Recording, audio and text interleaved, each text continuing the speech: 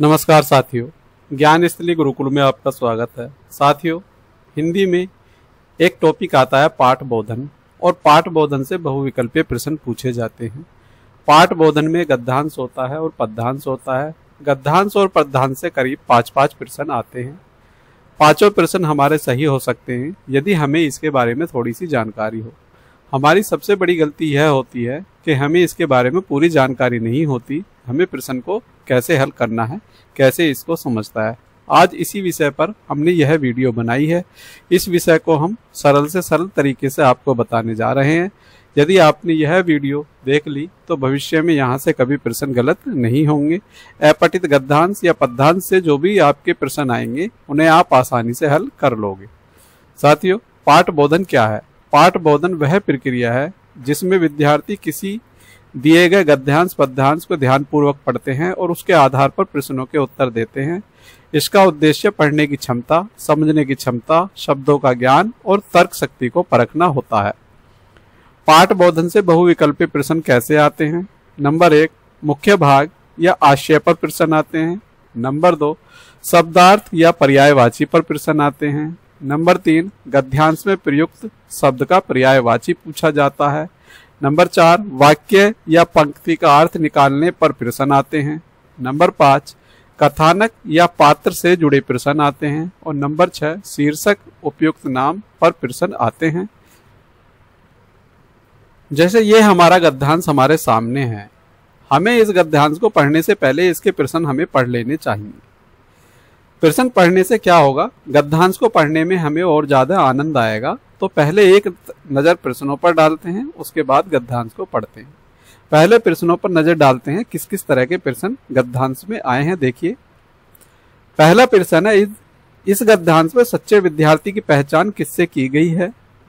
तो उत्तर हमारे सामने है, जीवन में शिक्षाओं को उतारने में या उतारने से की गई है। दूसरा प्रश्न, शिक्षा का वास्तविक उद्देश्य क्या बताया गया है? तीसरा प्रश्न आपके सामने, पढ़ाई से क्या क्या मिलता है? इस तरह से हम सभी प्रश्नों पर एक बार नजर मार लेते हैं। सारे प्रश्न मैं इसलिए नहीं दिखा रहा क्योंकि आपको उत्तर तुरंत देखते हुए चले जाएंगे। ये मैं केवल आपको तरीका बता रहा हूं। सबसे पहले हम प्रश्नों पर नजर मारते हैं। अब आते हैं अपने गद्यांश की तरफ। गद्यांश को हम कैसे पढ़ते हैं? सच्चा विद्यार्थी वही है जो केवल पुस्तकों में लिखी बातों को रटकर न सीखे, है ना।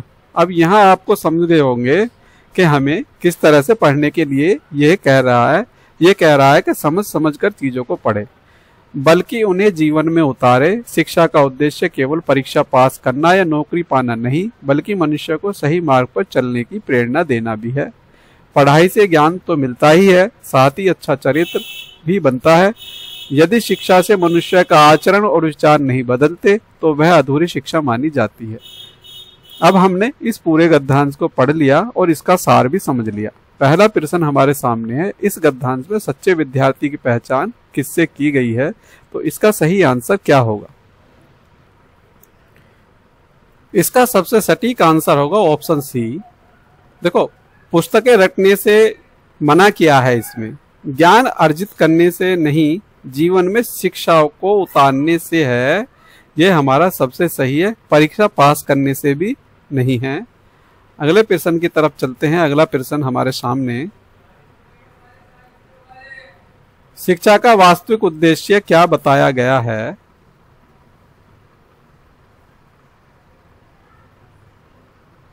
ऑप्शन सी हमारा सही है, सही मार्ग पर चलने की प्रेरणा देना। नौकरी पाना भी नहीं बताया गया, परीक्षा पास करना भी नहीं बताया गया, नाम और प्रसिद्धि पाना भी नहीं, सही मार्ग पर चलने की प्रेरणा। देखो, कुछ ऑप्शन ऐसे होते हैं जो आंसर में होते ही नहीं है, उनको सबसे पहले काट देना चाहिए। उससे हमारे माइंड का बैलेंस बना रहता है। अगले प्रश्न की तरफ चलते हैं। पढ़ाई से क्या क्या मिलता है?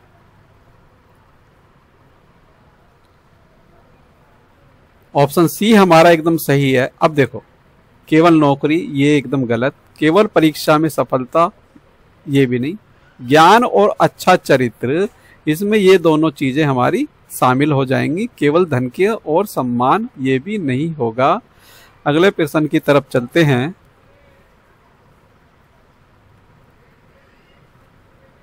यदि शिक्षा से आचरण और विचार न बदले तो वह कैसी मानी जाती है?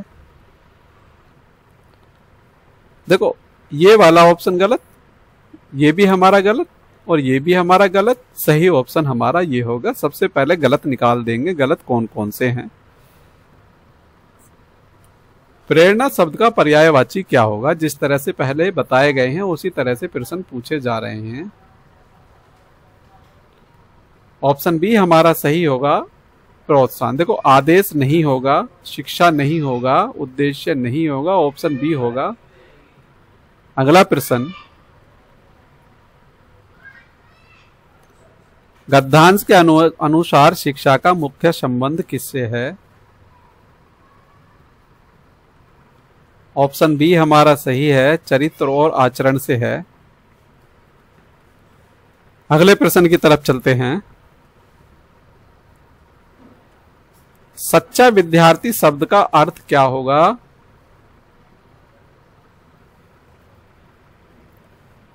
ऑप्शन केवल पढ़ाई करने वाला, ये गलत है। केवल परीक्षा पास करने वाला, ये भी गलत है। खेलों में अच्छा विद्यार्थी, ये भी गलत है। जीवन में सीखी बातों को लागू करने वाला, ये बिल्कुल सही है। अगले प्रश्न की तरफ चलते हैं। अगले प्रश्न की तरफ चलते हैं। अगला प्रश्न, शिक्षा का कौन सा उद्देश्य यहां नकारा गया है? देखो, ऑप्शन हमारे सामने आ गया, कोई बात नहीं। देखो, इसमें परीक्षा पास करना ये भी नकारा गया है और नौकरी पाना ये भी नकारा गया है। अच्छा चरित्र के लिए बल दिया गया है, चरित्र निर्माण करना ये सही है। ए और बी दोनों गलत है। ऑप्शन सी हमारा यहाँ आंसर होगा। अगले प्रश्न की तरफ चलते हैं। आचरण का अर्थ है, प्रश्न नंबर 9, विचार, शिक्षा, प्रेरणा, चाल ढाल व व्यवहार, तीनों चीज इसी में आ गई। अगला प्रश्न चलता है हमारा आगे। अगला प्रश्न, इस गद्यांश का उपयुक्त शीर्षक क्या होगा?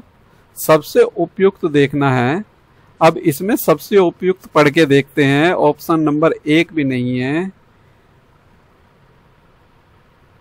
ऑप्शन नंबर 2 भी नहीं है, ऑप्शन नंबर 3 सही है और ऑप्शन नंबर 4 भी नहीं है। सबसे सही सच्ची शिक्षा होगा। शुरू से इसी पे बल दिया जा रहा है। अब पद्यांश आता है। पद्यांश में कविता का अंश है। सफलता उसी को मिलती है जो कठिन परिश्रम करता है, जो अधिक विश्वास रखता है, वही जीवन में आगे बढ़ता है। जिसने समय का मोल जाना, उसने जग में मान पाया। ये हमारी कविता है। अब इस कविता से संबंधित क्या करेंगे? सबसे पहले प्रश्नों को पढ़ लेंगे। प्रश्नों को पढ़ने के बाद फिर हम आगे विकल्पों को पढ़ेंगे। प्रश्न मैं अभी आपको दिखा नहीं सकता, केवल आप इस पद्यांश को पढ़ें और प्रश्न का हल मेरे साथ साथ करते चलें। साथियों, यदि यह वीडियो आपको अच्छी लग रही है तो लाइक कीजिए और शेयर कीजिए और हमारे साथ जुड़े रहिए। कविता के अनुसार सफलता किससे मिलती है? ऑप्शन सी हमारा सही है, कठिन परिश्रम करने वालों को मिलती है। ऑप्शन ए नहीं हो सकता, बी भी नहीं हो सकता, सी भी नहीं हो सकता। कठिन परिश्रम पर बल देने के लिए कहा है तो यही हमारा होगा। प्रश्न नंबर 2, अधिक विश्वास रखने वाला व्यक्ति कैसा होता है? ऑप्शन बी हमारा सही है, दृढ़ एवं निश्चयी होता, संदेह पूर्ण नहीं होता, संदेह से भरा हुआ नहीं होता। यह भी नहीं है और यह भी नहीं है। ऑप्शन बी हमारा सही है। प्रश्न नंबर 3, जीवन में आगे कौन बढ़ता है? ऑप्शन ए हमारा सही है, जो विश्वास करता है वही आगे बढ़ता है। आलसी व्यक्ति, समय गंवाने वाला, ये आपके तीनों ऑप्शन गलत हैं। कविता में समय का मोल जानने वाला क्या पाता है? ऑप्शन बी हमारा सही है, मान भी पाता है, मान पाता है। धन, परीक्षा में सफलता, परिश्रम, सबसे ज्यादा मान पाता है वो। मान का सबसे ज्यादा महत्व है। अधिक शब्द का क्या अर्थ है? प्रश्न नंबर 5, अधिक का मतलब है दृढ़ और अटल। अगला प्रश्न,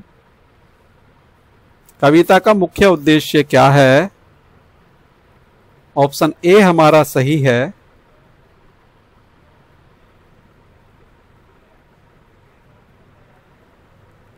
परिश्रम का विलोम क्या होगा?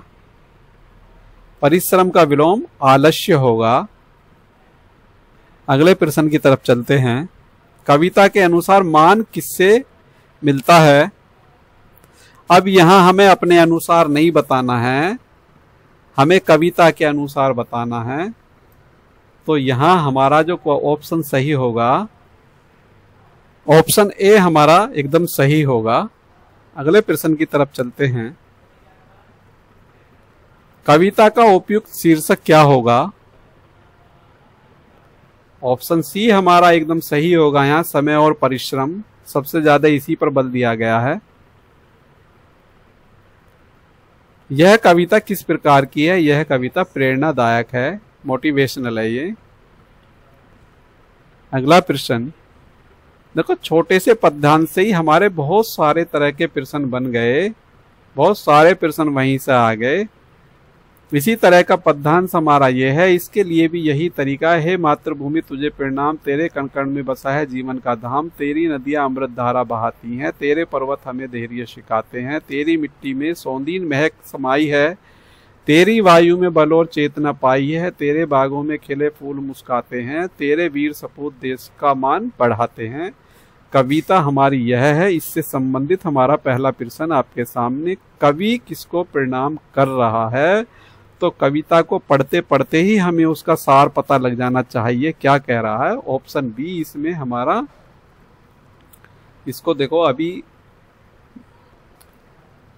ऑप्शन बी इसमें नहीं है, ऑप्शन ए भी नहीं है, ऑप्शन सी इसमें है, मातृभूमि की बात कर रहा है। ये ऑप्शन सी इसका सबसे सटीक आंसर होगा।